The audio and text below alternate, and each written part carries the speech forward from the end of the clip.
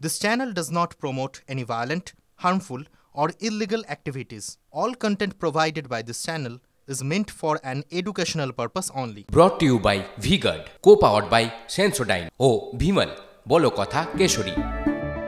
Associate sponsor Ultratech Cement। সংসদে পাশাপাশি রাহুল অভিষেক, সূত্রের খবর স্পিকার পদ নিয়ে সংঘাত জল্পনার মাঝেই রাহুল অভিষেক কথা। সংসদের ভিতরে পাশাপাশি রাহুল অভিষেক, স্পিকার পদে প্রার্থী দেওয়া নিয়ে তৃণমূলের সঙ্গে কথা বলেনি কংগ্রেস। এটা দুর্ভাগ্যজনক মন্তব্য অভিষেকের। ঠিক কি বলেছেন শোনাই। कांग्रेस ने आरोप है कि कांग्रेस ने लेकिन अभी तक कोई कांटेक्ट नहीं किया है, कोई बातचीत नहीं हुआ है and unfortunately this has been a unilateral decision. Sourav Guha আমাদের সঙ্গে রয়েছেন, আমাদের সহকর্মী টেলিফোনে। সৌরভ, মার্গারেট আলভাকে যখন বিরোধীরা প্রার্থী করেছিল উপরাষ্ট্রপতি পদে, তখনও তৃণমূল কংগ্রেসের অভিযোগ ছিল এটা একতরফা সিদ্ধান্ত নেওয়া হয়েছে, তাই আমরা ধনখড়কেও সমর্থন করব না, মার্গারেট আলভাকেও সমর্থন করব না। এবার কি অভিযোগটা কিন্তু শুরুর দিকে একই, একতরফা সিদ্ধান্ত। আমাদের সঙ্গে আলোচনা করে দিই। খুবই ভালো একটা প্রসঙ্গ তুমি উত্থাপন করেছো। কোন দিকে ঘটনা প্রবাহ গড়ায় নিশ্চিতভাবে দেখার, তবে আজকের যেটা জিনিসটা দেখা গেল সেটা খুব গুরুত্বপূর্ণ। সংসদে ঢুকছেন অভিষেক বন্দ্যোপাধ্যায়, রিপোর্টারদের মুখোমুখি, সাংবাদিকদের মুখোমুখি হয়ে তিনি বললেন যে এই যে স্পিকার পদে কংগ্রেসের প্রার্থী দেওয়া, এটা সম্পূর্ণভাবে তারা কারোর সঙ্গে আলোচনা না করে একতরফা ভাবে করেছেন এবং গোটা ঘটনাটিকে আনফরচুনেট, দুর্ভাগ্যজনক বলেও তিনি মন্তব্য করলেন। এরপরে আমরা কি দেখলাম? এরপরে আমরা দেখলাম সংসদ রাহুল গান্ধী এবং অভিষেক বন্দ্যোপাধ্যায় পাশাপাশি বসে দীর্ঘক্ষণ আলোচনা করছেন। সেই ছবি কিন্তু আমাদের সামনে এই মুহূর্তে সামনে রয়েছে। অর্থাৎ দুর্ভাগ্য বলে মন্তব্য করবার পর কংগ্রেস এবং তৃণমূল কংগ্রেসের দুই তরুণ সেনাপতি তারা পাশাপাশি আলোচনা করছেন। তাহলে এই যে দুর্ভাগ্যজনক যে বলেছিলেন, এখান থেকে কি ঘটনাটা কোনোভাবে বরফ গলবার একটা জায়গা তৈরি হলো, সেটা বুঝবার জন্য আমাদের সন্ধ্যাবেলা পর্যন্ত অপেক্ষা করতে হবে।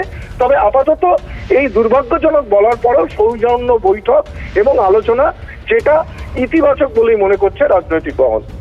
ধন্যবাদ সৌরভ। ফুলবাড়ি 1 নম্বর পঞ্চায়েতের পোড়া ঝড়ে টাকা দিলেই বসবাসের অনুমতি।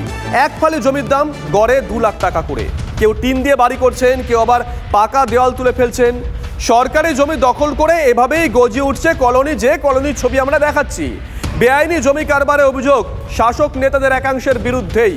স্থানীয় পঞ্চায়েত তৃণমূলের দখলে, জলপাইগুড়ি জেলা পরিষদ তৃণমূলের দখলে, নির্বাচিত শাসক নেতাদের চোখের সামনেই এই জমি লুট। সব দেখেও সবাই কেন চুপ করেছিলেন? এই জায়গাগুলো তো সব ভেস্টল্যান্ড। হ্যাঁ, তা তো শোনা কথা বেস্ট। তো আপনারা কি ফ্রিতে বসেছেন না টাকা দিয়ে কিনতে হয়েছে? না, আমরা টাকা দিয়ে এলেন। কাদের দিলেন টাকা?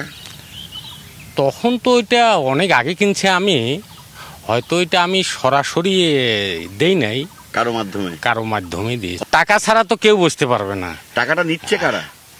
এখন এটার জন্য আমি সঠিক বলবো না। তাদের সাথে সম্পর্ক আছে, সেই সম্পর্কটা আমার নষ্ট হইতে পারে। সরকারি জমি এখন লোকের থেকে নিতে হয়েছে। ওই তাকে 1,80,000 দিয়েছেন? হ্যাঁ। কত দিয়েছেন? 1,80,000 করে। কয় কাঠা? 1.25 কাঠা। তো কিন্তু এগুলো তো সব সরকারি জমি, এগুলো দখল করাও তো বেআইনি। এখন কি করব?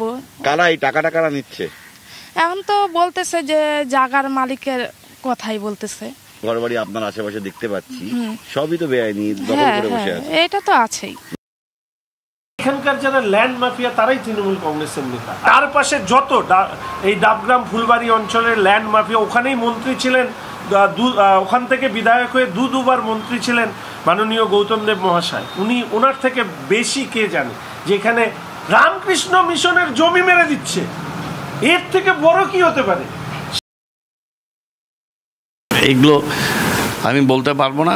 অনেকগুলো ওখানে ভাঙা হয়েছে। সেই সময় শোভন ছিল, শোভনকে নিয়ে জায়গাগুলো দেখিয়ে সেগুলোকে বারবেট ওয়ার দিয়ে ঘিরেছে অনেকগুলো, এখনও সেটা আছে। আর ওখানে দিদিরই ইনস্ট্রাকশানে land belongs to housing department লেখা আছে। তারপর অরূপ বিশ্বাস মন্ত্রী হওয়ার পর এটা উদ্যোগ নিয়েছে। তার বাইরেও ওখানে আরও অনেক ল্যান্ড পড়ে আছে, কিছু কিছু ক্ষেত্রে ল্যান্ডের ক্যারেক্টার চেঞ্জ করে দিয়েছে। একজনের নামে জমি, সেটা আরেকজনের নামে করে কোর্টের থেকে একটা মামলা করে নিয়েছে, সেই মামলার একটা করে কাগজ নিয়ে আসে। এরকম জমির ঝামেলা অনেকগুলো আছে, সেটা এখন পুরো তদন্ত হোক, কারা এর পেছনে আছে, কি আছে, সবটাই সামনে চলে আসবে। বিতর্কের শিরোনামে ডাবগ্রাম ফুলবাড়ি জমির কারবার, এই বিস্তীর্ণ এলাকা ফুলবাড়ি, এই এলাকাটার নাম পোড়াঝাড়। কিন্তু আড়ালে আবডালে কেউ এই এলাকাটাকে বলেন আসলে সোনার ঝাড়। এখানে এক ফালি জমিতে বসতে পারলে তার বিনিময়ে কারো কারো পকেটে ঢোকে লাখ লাখ টাকা। সেই টাকার ভাগ পৌঁছায় বহু দূর পর্যন্ত। এই গোটা পোড়াঝাড় এলাকায় বহু বাড়ি রয়েছে যেগুলো সবটাই অবৈধ। কাউকে না কাউকে টাকা দিয়ে ক্ষমতাবানদের কাছে আত্মসমর্পণ করে এখানে বাড়িঘর তৈরি করে বসবাস করছেন বাসিন্দারা। সরকারের নানা প্রকল্প আটকে যাচ্ছে জমির অভাবে। এই দুদিকে যত বাড়িঘর দেখাবো, প্রত্যেকটি এলাকায় এই পোড়াঝাড়ের মানুষরা বলছেন টাকা না দিলে জমি মেলে না। তাই তারা বিভিন্ন এলাকা থেকে এসে টাকা দেন, আর সেই টাকার বিনিময়ে মেলা এক ফালি জমিতে এভাবেই ঘরবাড়ি তৈরি করেন সরকারি জমির ওপর।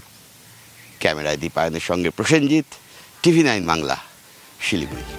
ঠিক 24 ঘন্টা আগে আমরা দেখেছিলাম পুরো বৈঠকে মুখ্যমন্ত্রী রুদ্রমূর্তি। বিধাননগরে অ্যাকশনে পুলিশ বেশ 1 ঘন্টা 1.5 ঘন্টা পরপরই আজকে সকাল থেকে একই ছবি দেখা গেছে। দখলদার হঠাতে শহরে নেমেছে বুলডোজার। সল্টলেক সেক্টর 5, সেক্টর 3, বিধাননগরের 37 নম্বর ওয়ার্ড, সেখানে পুলিশের তৎপরতা নজরে এসেছে আজকে সকাল থেকেই। সেক্টর 3-তে বুলডোজার দিয়ে উচ্ছেদ নামিয়েছে পুলিশ। বিধাননগর দক্ষিণ থানার 16 নম্বর ট্যাঙ্ক লাগোয়া KB ব্লকে ফুটপাতের উপরে থাকা বেআইনি দোকানগুলো ভেঙে ফেলল বিধাননগর পুর নিগম এবং পুলিশ।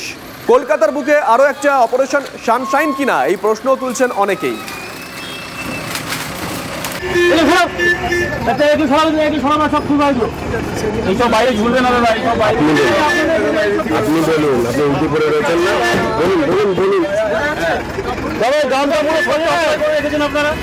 পুরো পরিষেবা এবং অবৈধ দখলদারি তা নিয়ে মুখ্যমন্ত্রী রণংদে এই মূর্তি ধারণ করেছিলেন এবং তারপরেই চিত্রটা কিন্তু সম্পূর্ণ আলাদা। এই বিধাননগর পৌর নিগমের 37 নম্বর ওয়ার্ড অর্থাৎ KB-KC এবং AL-BL ব্লকের যে রাস্তা অর্থাৎ ফুটপাথ জুড়ে যে অবৈধ দখলদারি ছিল, সেই দখলদারি কিন্তু পুরোপুরিভাবে ভেঙে গুড়িয়ে দেওয়া হলো এবং বুলডোজার এনেই ভেঙে গুড়িয়ে দেওয়া হলো। অর্থাৎ মুখ্যমন্ত্রীর নির্দেশ পাওয়ার পরেই প্রশাসনিক ক্ষেত্র থেকে নড়ে চড়ে বসলো পুলিশ এবং পুলিশের অতি সক্রিয়তা যেন প্রকাশ পেল এই সময়। অর্থাৎ মুখ্যমন্ত্রীর নির্দেশ পাওয়ার পরেই কি পুলিশ প্রশাসন সক্রিয়? সল্টলেক থেকে রঞ্জিত ধর, TV9 বাংলা। জবরদখল নিয়ে দলের একাংশের দিকে তোপ দেখেছিলেন মমতা বন্দ্যোপাধ্যায়। মুখ্যমন্ত্রীর হুঁশিয়ারির পরে পুলিশের অ্যাকশন। যদুবাবুর বাজারে পুলিশের উচ্ছেদ অভিযান, সরিয়ে ফেলা হচ্ছে দখল করে থাকা দোকানপাট। ছবিটা দেখুন একবার।